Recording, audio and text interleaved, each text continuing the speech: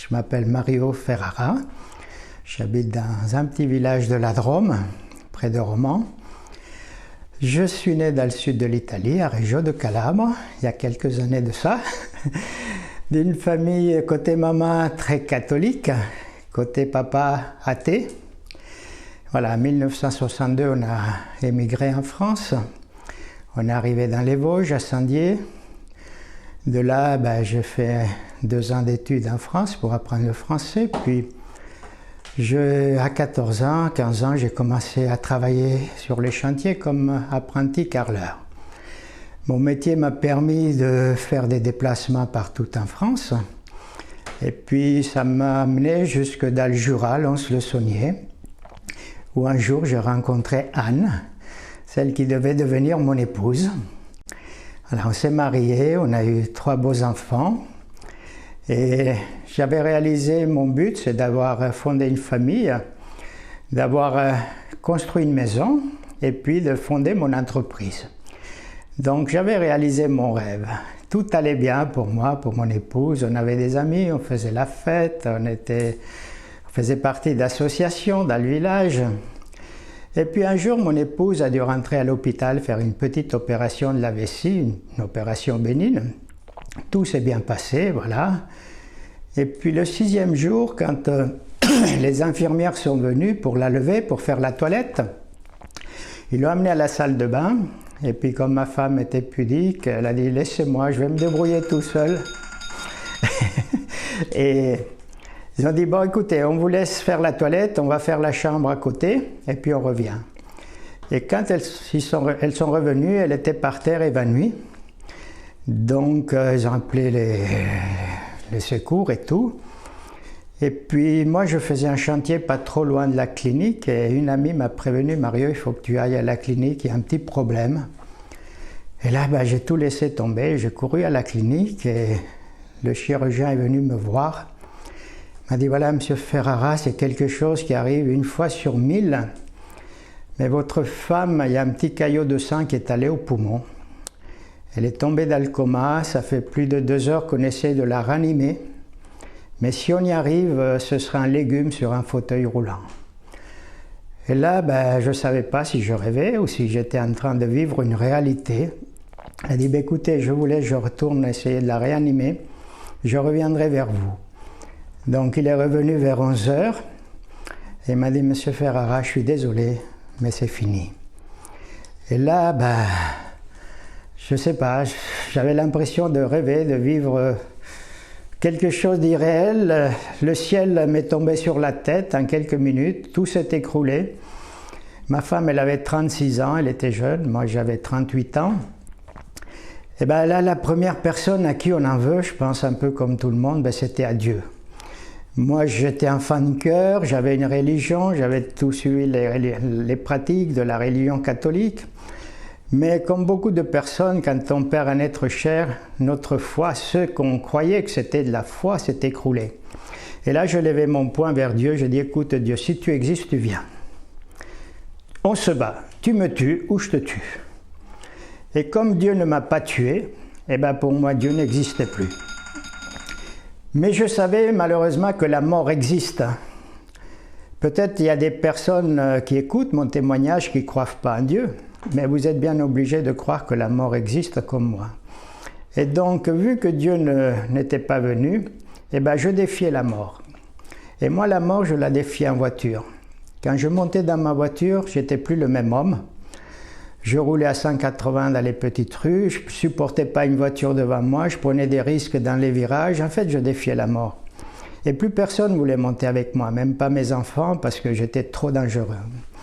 Et donc ça a continué comme ça. Et puis, ma drogue, ça a été d'acheter des vieilles maisons, les retaper. Et j'ai travaillé samedi et dimanche très très dur. Et puis à un moment donné, j'ai voulu refaire ma vie, donc j'ai commencé à sortir, aller en boîte, boire de l'alcool, rencontrer des femmes. Mais vous savez, dans le cœur de l'homme, il y a un vide, comme il a dit Pascal, en forme de Dieu. Et c'est comme un puzzle, vous pouvez essayer de mettre n'importe quelle pièce, tant que vous n'avez pas trouvé la pièce du puzzle, ça ne marche pas. Ni les vacances, ni les femmes, ni les voitures, pourtant j'avais tout pour être heureux. mais j'avais des pensées de suicide. Et puis ma sœur, ma jeune sœur, Ercilia, elle avait une amie dont un jour une chrétienne est rentrée dans son magasin et lui a parlé de Dieu. Elle les a invités à aller dans une réunion de prière un soir. Donc ils sont allés. Et là, ils ont rencontré des personnes qu'ils n'avaient jamais connues, des personnes pleines d'un amour incroyable. On avait l'impression que Jésus était dans cette pièce, qu'il pouvait le toucher avec les mains. Elles ont été vraiment touchées de ces personnes qui, en fait, ils n'avaient pas la foi, ils avaient une relation réelle avec Jésus. Ils sont allés plusieurs fois là. Et puis, ma sœur était une grande dépressive. Aucun médecin n'a pu la guérir. On venait la chercher le soir pour l'amener, le SAMU. Et elle était vraiment très malheureuse. Son foyer, tout était en train de s'écrouler. Mais quand elle a rencontré ces personnes, un soir qu'elle était chez elle, elle a senti comme un désir, une voix qui lui a dit « arrête la télé ». Et puis là, elle s'est mise à genoux et elle a prié. Elle a dit « écoute Jésus, moi je ne te connais pas, mais je te donne ma vie. Je te confie ma vie, ma famille, tout, je te donne tout ». Et puis là, elle a senti un amour qu'on ne peut pas expliquer, un amour inexplicable, sans condition. Et là, elle a invité Jésus à venir dans son cœur et elle a été guérie instantanément de la dépression. Et nous, quand on voyait notre sœur toujours triste, maintenant avec un grand sourire, et puis elle s'est mise à nous témoigner de sa foi, plus de la religion. Mais ce qu'il y a, c'est que tout le monde était contre elle, surtout ma maman. Ma sœur lui a dit « écoute, si tu amènes tes enfants dans cette secte, moi je te dénonce à la police ». Donc tout le monde était contre. Mais ma sœur, elle avait reçu quelque chose qu'on ne pouvait plus lui prendre. Elle parlait de l'amour, de la foi, nous on parlait de religion. Et puis tout doucement, je voyais des miracles dans la maison. Elle nous racontait des miracles, des neveux qui étaient guéris d'ulcères à l'estomac, d'autres. Chacun racontait des petits miracles, tout ce que Dieu avait fait. Mais la personne à qui elle voulait le plus témoigner, c'était à moi, parce qu'elle savait par où je passais. Donc elle attendait cette occasion. Et un dimanche, j'arrive chez elle, elle commence à me parler de Dieu, de l'amour de Dieu, ce qu'elle a vécu. Et là, je peux vous dire, ça a bardé. Elle ne s'attendait pas à ma réaction. Je lui ai dit, comment Dieu? Pourquoi il a tué ma femme? Elle me dit, non, mais ce n'est pas Dieu qui a tué ta femme. Tu sais, Dieu est amour. Je lui ai dit, comment Dieu est amour? Donc elle a eu beau essayer de m'expliquer, mais moi j'étais en colère. Et pendant un an, tous les dimanches, j'allais chez elle pour la convaincre que Dieu n'existe pas, qu'on lui a lavé le cerveau, qu'on était dans une secte. Moi, je n'avais jamais vu une Bible de ma vie, mais je la critiquais. Je disais, sa Bible est fausse, c'est les hommes qui l'ont écrite, alors que je n'avais jamais lu un passage de la Bible, mais je savais la critiquer. Et ma sœur me citait des passages de la Bible. Tu sais, Mario, c'est marqué que Jésus, il frappe à la porte de ton cœur. Il faut que tu lui ouvres. Et la poignée, elle est à l'intérieur, lui ne peut pas ouvrir, c'est à toi d'ouvrir. Il faut que tu l'invites. Moi, je disais, mais il n'a qu'à venir quand il veut. Moi, je l'attends. Il n'a qu'à me faire pousser les cheveux, puis je croirais. Mais non, jamais rien. Je dis non. Et puis, comme je dis, pendant un an, c'était la guerre entre ma sœur et moi. Et puis j'avais de la haine envers les chrétiens qui faisaient des réunions de prière chez elle. Un soir, je suis arrivé, j'avais amené une pogne. Et puis quand j'arrive chez ma sœur, ils étaient toutes là en train de prier. Et là, j'étais en colère. J'ai jeté la pogne sur la table et je suis parti. J'ai fait grincer les pneus et tout. Et ma sœur, là, ils ont prié. Et je ne sais pas ce qui s'est passé, mais je suis arrivé chez moi. Je suis rentré dans ma chambre. Et je levais encore une fois mon doigt vers Dieu. Je lui ai dit, écoute Dieu, si tu existes, comme ma sœur le dit, maintenant tu viens. Je ne savais pas ce qui allait se passer. Mais moi qui me croyais mieux que l'abbé Pierre, mieux que sœur Teresa, d'un coup j'ai eu la conviction de pécher, que j'étais pécheur et que j'étais bon d'aller en enfer. Et je suis tombé à genoux, à pleurer, pardon, oui. Moi je ne savais même pas ce que c'était le péché. Mais quand Jésus est devant vous, même la neige elle est sale. Et là, il m'a fait voir le film de ma vie. Et ce n'était pas un court-métrage. Il m'a fait voir tous mes péchés depuis mon enfance. Et pendant 2 heures, j'ai pleuré, pardon, pardon, pardon. Et c'était au mois de février 1992. Et il y a eu un orage qui a éclaté comme en plein été. Des tonnerres, des éclairs. Et je savais, ces éclairs faisaient vibrer les vitres. Et je sentais que c'était la colère de Dieu contre mes péchés. Mais en même temps, cette pluie très forte, vraiment un orage comme on en voit en plein été, elle était dehors, mais je la sentais à l'intérieur de moi, comme une douche, qui me lavait, qui enlevait toute la crasse. Et quand j'ai fini de confesser tous mes péchés, c'est comme si on m'avait enlevé 200 kilos de sur le dos. Et je sentis un amour, aucune femme ne m'a aimé comme ça, même pas ma maman. C'est un amour qu'il faut expérimenter. Vous ne pouvez pas comprendre de quoi je parle. Mais c'est là que j'ai compris que Jésus dit que Dieu a tant aimé le monde qu'il a donné son Fils unique, afin que quiconque, n'importe quelle race, de n'importe quel pays, y croit ça, et bien qu'il ne meure pas, mais qu'il ait la vie éternelle. Wow! Et puis là, Jésus m'a fait voir ses mains et ses pieds. Il m'a dit, Mario, tu vois les clous dans mes mains, dans mes pieds? C'était pour toi. J'ai payé, tu ne dois plus rien à personne. Waouh, c'était la plus belle nuit de ma vie. Je me suis réveillé le matin, il y avait eu Mario avant Jésus-Christ et le Mario après Jésus-Christ. Rempli d'un amour, je voyais les gens qui partaient au travail comme des zombies tristes, j'avais envie de leur dire « je vous aime, je vous aime ». C'était quelque chose d'incroyable, on ne peut pas expliquer. Alors, mon témoignage, ce serait très long de voir tout ce que j'ai vécu après, parce que pour moi, j'étais comme un bébé après dans les bras de Jésus. Il me protégeait, je me sentais aimé. C'était quelque chose de tellement beau. Et il s'est passé tellement d'événements dans ma vie miraculeux suite à cette conversion. Et puis après, j'étais m'acheter une Bible que j'avais tant critiquée et je ne savais pas où en acheter une. J'étais dans une librairie normale. J'ai dit, écoutez, je voudrais une Bible. On m'a dit, laquelle vous voulez? J'ai dit, pourquoi? Il y en a plusieurs. Il m'a dit, oui, il y a plusieurs traductions. J'ai dit, donnez-moi n'importe laquelle. Donc on m'a donné la Bible de Jérusalem. Et puis je me suis mis à lire les évangiles. Et quand je lisais Jésus qui dit, si tu dis bonjour à ceux qui te disent bonjour, qu'est-ce que tu fais de bien? Tout le monde fait comme ça. J'ai dit, mais c'est vrai, je suis comme ça.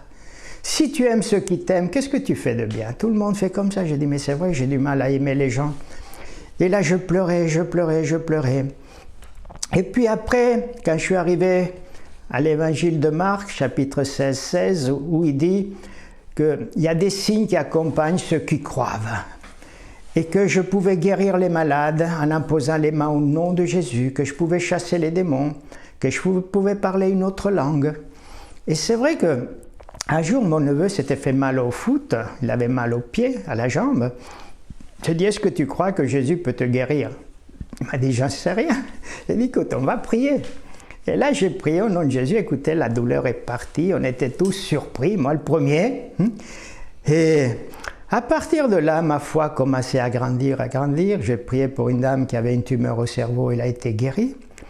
Une de mes clientes à qui j'avais témoigné, elle était tombée, s'était cassé le poignet en moto, elle ne pouvait plus fermer la main.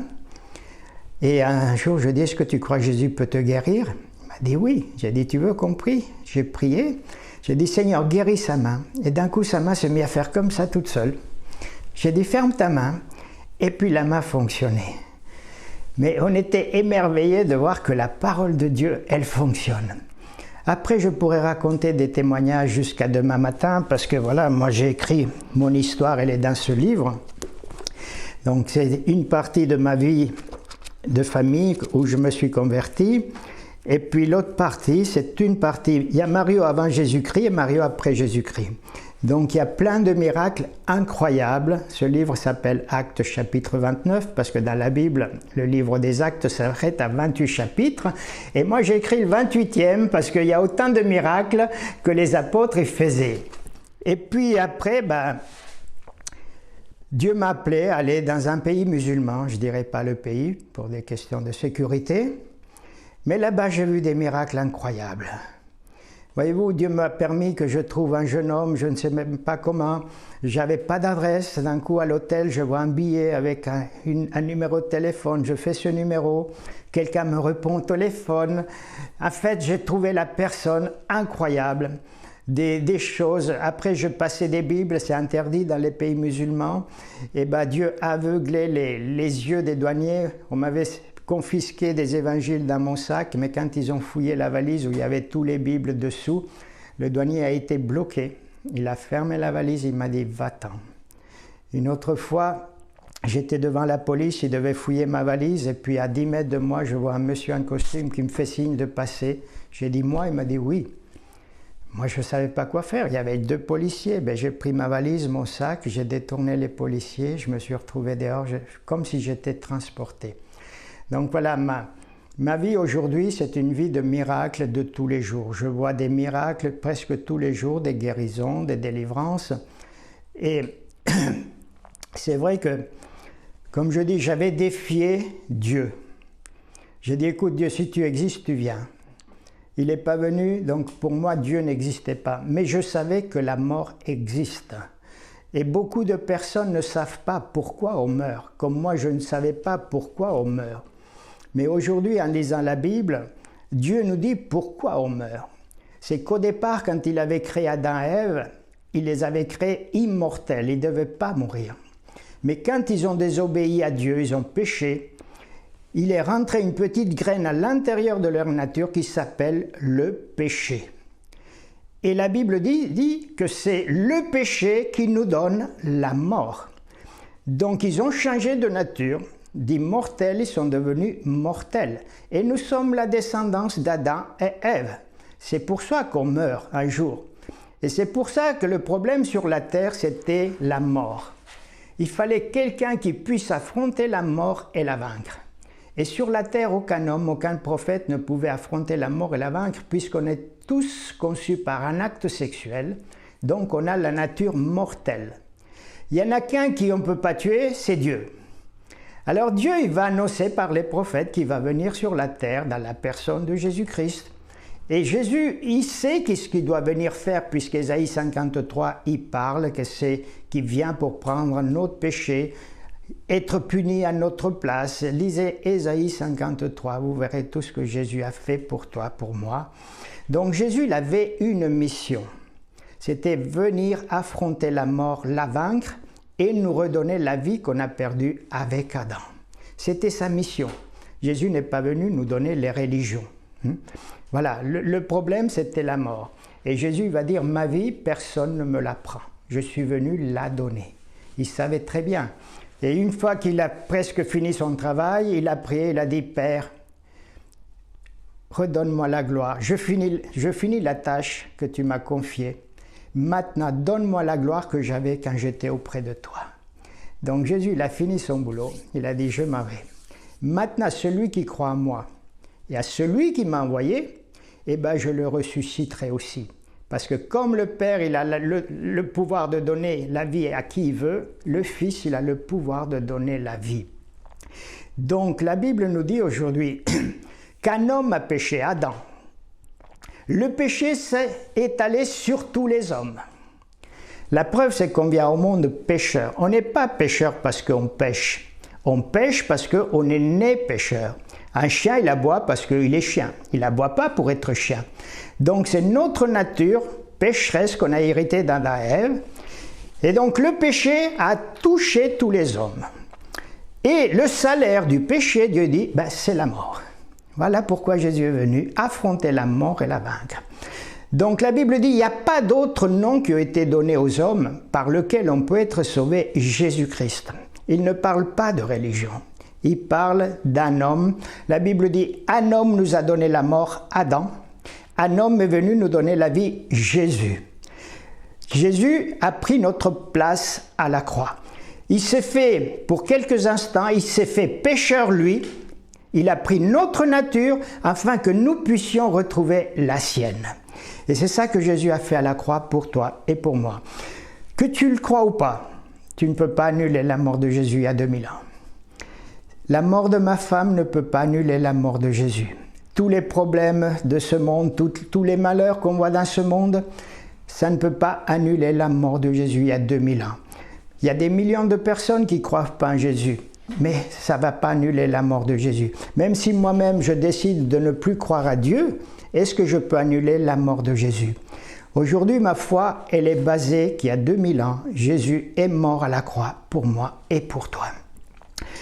Maintenant, Dieu a tant aimé le monde, et toi aussi, toi qui m'écoutes, eh bien, Jésus, il est mort à ta place. Et ça, c'est un cadeau gratuit. On n'a rien à faire. Un cadeau, il est toujours gratuit pour celui qui le reçoit, même pas pour celui qui l'offre. Jésus nous a fait cadeau de sa vie, mais ça lui a coûté sa vie à lui. Donc, pour être sauvé, Jésus, il a dit, je suis le chemin.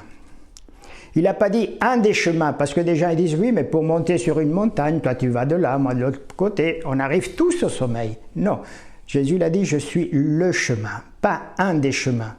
Il a dit, je suis la vérité, pas une des vérités, parce que chacun, peut-être toi qui m'écoutes, tu dis, mais moi j'ai ma vérité, j'ai ma religion. Il y a plus de 2000 croyances dans le monde, alors qui c'est qui a raison?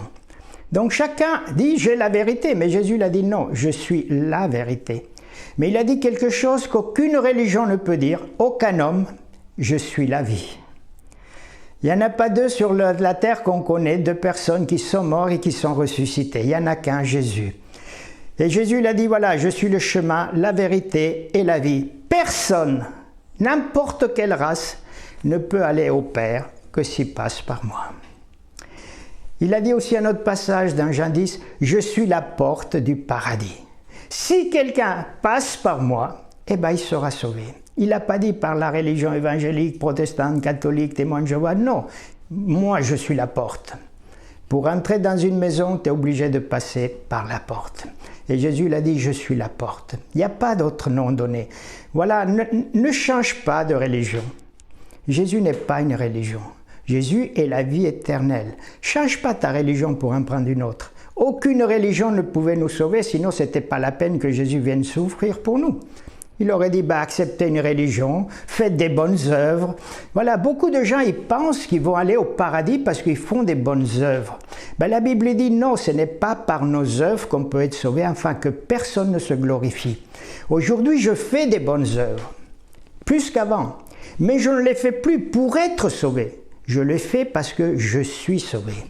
Et c'est là la différence. Aujourd'hui, j'ai compris que toutes mes bonnes œuvres ne pouvaient pas me sauver. Et sache que toutes tes bonnes œuvres ne peuvent pas te sauver. Moi, je te conseille d'accepter Jésus comme ton sauveur personnel, que tu l'invites dans ta vie. Je ne sais pas ce qui va se passer, mais moi, ce soir, je lui dis, si tu existes, tu viens. Il est venu. Mais pendant plus d'un an, je disais à ma sœur, il n'a qu'à venir quand il veut. Mais il n'est pas venu, parce que je ne l'invitais pas. C'est comme si tu me dis, Mario, viens boire le café quand tu veux, je suis venu, tu n'étais pas chez toi, donc tu ne m'as pas invité. Mais si tu me dis, Mario, dimanche à 14h, viens boire le café, là tu m'invites. Et moi je disais toujours, il n'a qu'à venir quand il veut, je l'attends. Non, il n'est jamais venu. C'est quand je lui dis, maintenant tu viens, maintenant. Pas demain quand tu veux, maintenant. Et il est venu. Et s'il est venu pour moi qui n'étais pas digne, il peut venir pour toi. Il suffit que tu sois sincère. Dieu dit, je me laisserai trouver si tu me cherches de tout ton cœur, de toute ton âme, de toute ta force. Je me laisserai trouver par toi. Je viendrai chez toi, je ferai ma demeure chez toi, dans ton cœur. Voilà ce que Dieu a changé ma vie. Aujourd'hui, c'est vrai, ça fait 28 ans. Je ne regrette pas un seul instant d'avoir accepté Jésus. C'est pas tous les jours facile. Jésus l'a dit, ce sera pas facile, vous aurez des tribulations dans le monde, je rencontre beaucoup de problèmes, mais si vous savez la paix que j'ai dans mon cœur, la paix que Dieu me donne, parce que quand j'ai un gros problème, je dis Jésus, voilà, je te présente mon problème, et moi je dors tranquille. Et c'est ça la paix quand Jésus dit « Je te laisse ma paix ». Je ne te donne pas la paix comme le monde te la donne. Parce que peut-être parce que tu as de l'argent dans le portefeuille, tu as un travail, ce n'est pas ça la paix. Vous savez, ma femme a un petit caillot de sang a arrêté sa vie. Une petite saleté dans un carburateur d'un 38 tonnes peut arrêter un 38 tonnes. Tu ne sais pas, il suffit qu'un petit vaisseau éclate là, tu ne sais même plus où tu habites, comment tu t'appelles. La Bible dit que nous sommes poussière.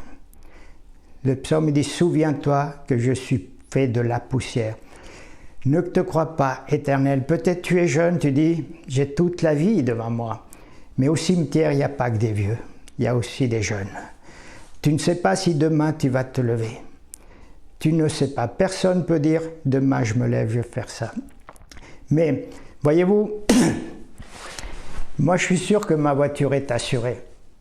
Non parce que je crois que les assureurs existent, ni parce que je conduis bien, mais parce que j'ai accepté un assureur. Et je ne peux pas leur dire, vous savez, je conduis bien, je n'ai pas besoin de votre assurance. On me dira, Monsieur Ferrara, vous pouvez être le meilleur chauffeur au monde, il vous fait un assureur.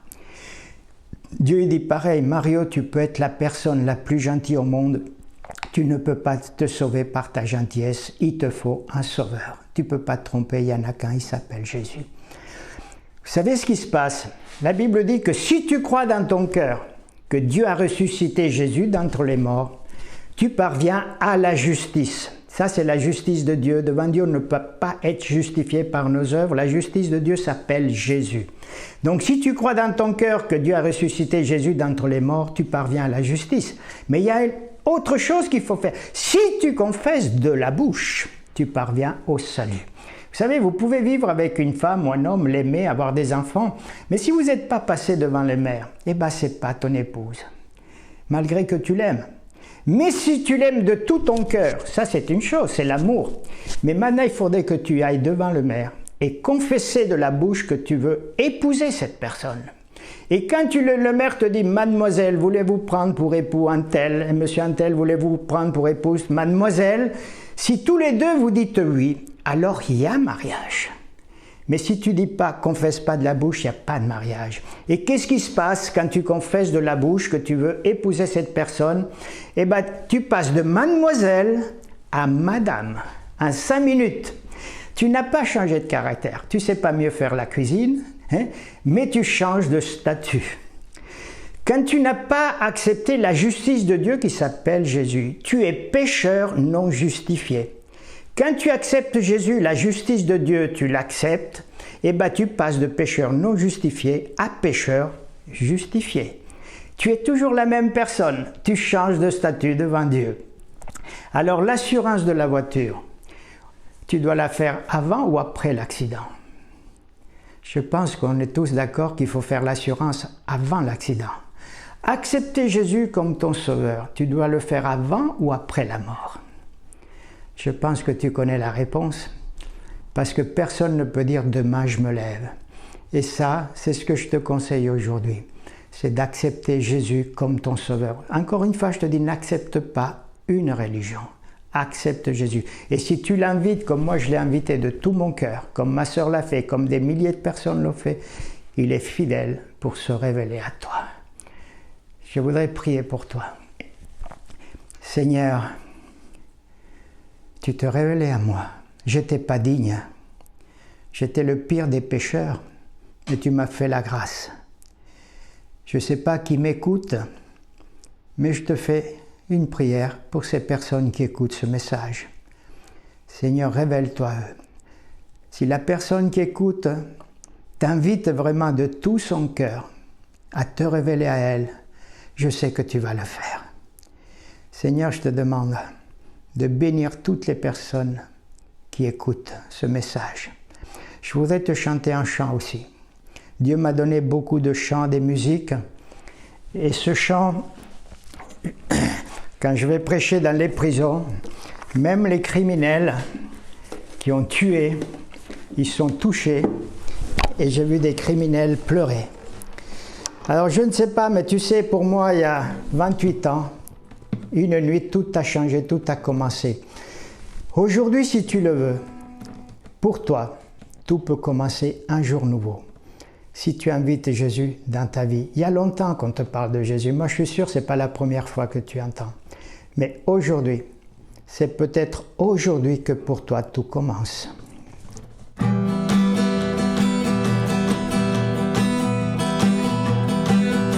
C'est peut-être aujourd'hui que pour toi tout commence. C'est peut-être aujourd'hui que tu sors de la nuit. Des années qu'on t'en parle et que tu réfléchis, 20 ans que tu végètes dans ta philosophie. C'est pour te dire qu'il t'aime, c'est pour cela que je chante. Voilà pourquoi ta vie a besoin de sa vie. C'est pour te dire qu'il t'aime, c'est pour cela que je chante. Voilà pourquoi ta vie lui a coûté sa vie. C'est peut-être aujourd'hui que pour toi tout commence. C'est peut-être aujourd'hui que tu sors de la nuit. Cette voix que tu entends, tu dis que c'est pas pour toi. Mais en même temps tu réalises l'ampleur de tes bêtises. Tu te sens tout bizarre, tu as envie de pleurer. Ne retiens pas tes larmes, Dieu veut te pardonner. C'est pour te dire qu'il t'aime, c'est pour cela que je chante. Voilà pourquoi ta vie a besoin de sa vie. C'est pour te dire qu'il t'aime, c'est pour cela que je chante. Voilà pourquoi ta vie lui a coûté sa vie. C'est peut-être aujourd'hui que pour toi tout commence. C'est peut-être aujourd'hui que tu sors de la nuit.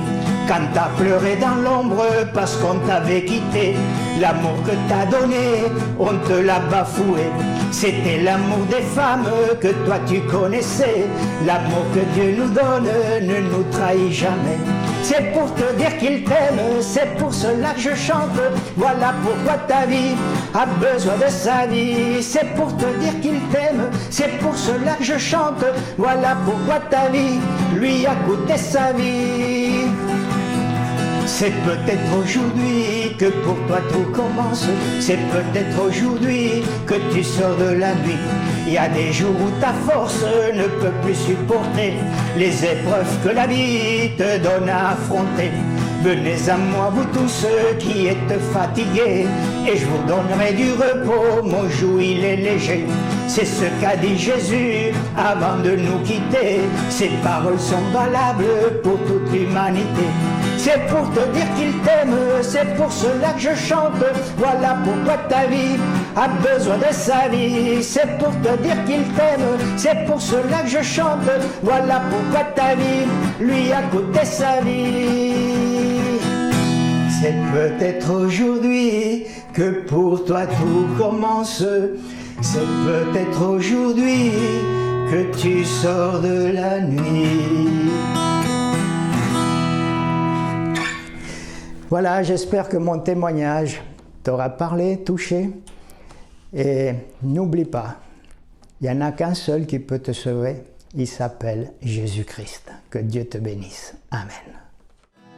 Si cette vidéo vous a plu, n'hésitez pas à mettre un pouce bleu, à laisser un commentaire et à vous abonner à notre chaîne YouTube. Retrouvez-nous également sur notre page Facebook ainsi que sur notre site internet jésusmiracledenosvies.fr. Pour nous soutenir, vous pouvez visiter notre boutique ou faire un don à partir du lien qui s'affiche à l'écran.